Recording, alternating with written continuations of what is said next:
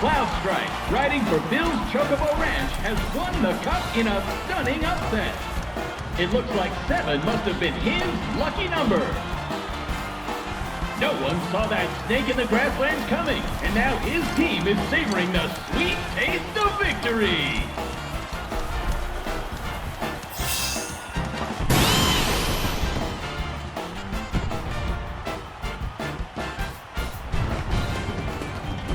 You did it, Cloud!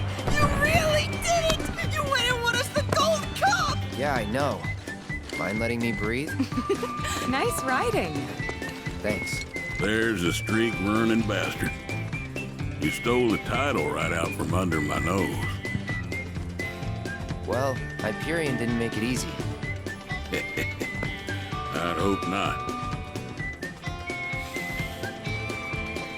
Mighty fine bird you raised. He beat mine fair and square.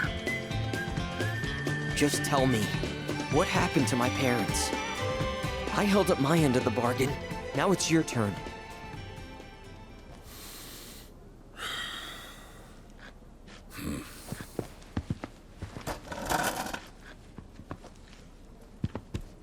Son, do you know what kind of business your parents were trying to break into after they got their ranch up and running? Wild Chocobo conservation. It's no secret that environmental changes have been hard on the birds, and what's bad for them is bad for business. Unfortunately, nobody seemed to care. Saving the planet ain't cheap, you see. Folks know somebody's got to pay for it, but they'll be damned if it's gonna be them. So while everybody else turned a blind eye, one couple faced the problem head-on. Your parents. They had everything they'd need. The know-how, drive, and passion. Thing is, none of that counts for much if you ain't got the gill. So they went around taking out loans left and right, till they were swimming in debt, which is when they ran into the meanest shark of them all.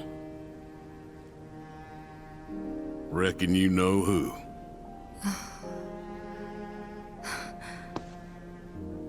Don Corneo.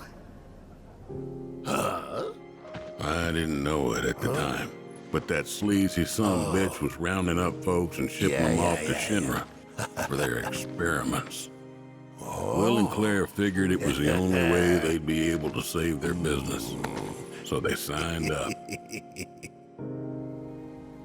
A while later, Will paid me a visit, begged me to take the reins in his and Claire's stead.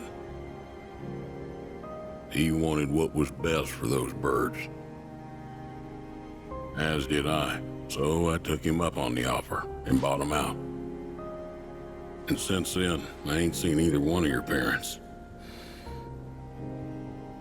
It was only after that I heard about Corneo's antics through the grapevine. Couldn't do a thing to stop him. Not with Shinra in the wings, that's for sure. They say anything about me? Or my sister? Not to me, no. Don't go thinking they forgot about you. You and your sister were always at the forefront of their minds. The business might have gone south, but they chose to give up their future to make sure you two could have yours. That's why you got a roof over your head, a place to work, and food to eat.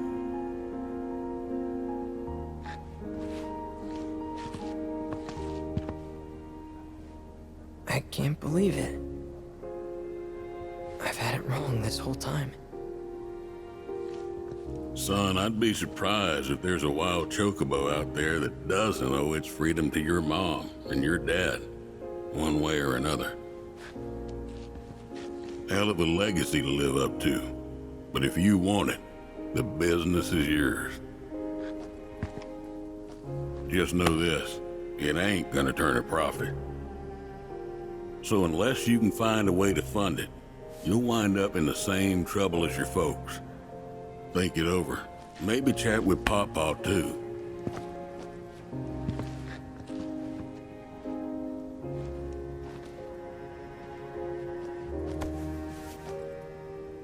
Call it.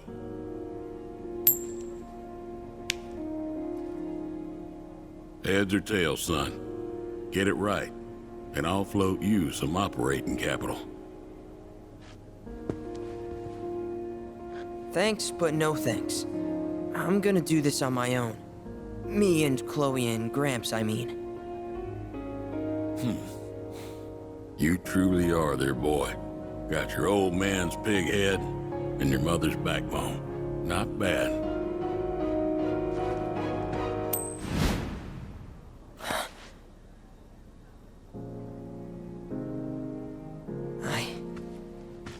I'm gonna do my parents proud. You'll see. It may take some time, but I'll make sure their legacy lives on.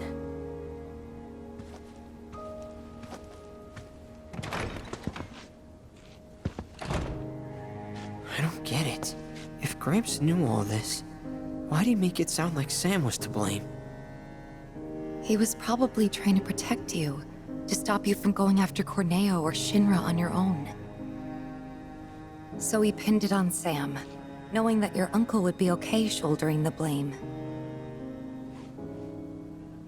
Shouldn't have to tell you this, but seeking revenge would be stupid. I know.